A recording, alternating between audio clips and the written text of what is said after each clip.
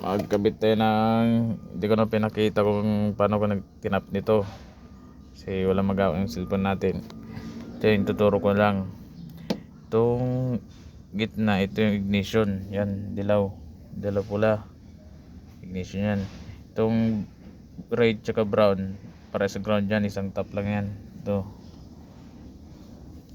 tapos ito yung gilid tsaka gilid, yan ang wire ng papuntang wiper motor, power window motor. Di ba may dalawang wire doon, ito yun. Kahit magkapalit yan dito, ganun pa rin yan. So, importante ito yung ignition sa gitna. Itong dalawang ito yung ground. Ito ganito lang bilhin yung switch. Ito yung ground. Ito yung live, itong pula. Kumbaga dito ko lang muna na testing natin dito.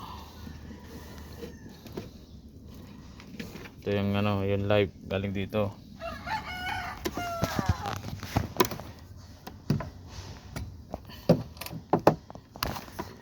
Muna natin dito, lagyan natin ng power,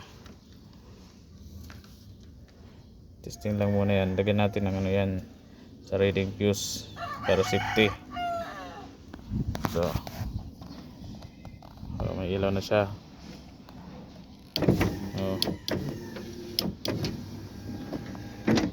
Ayan.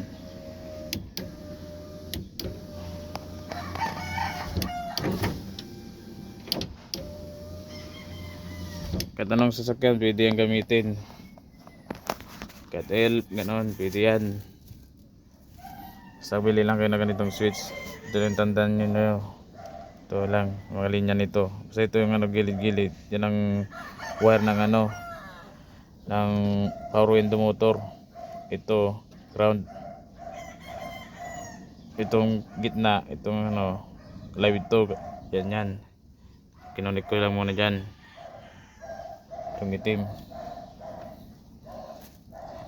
yan lang.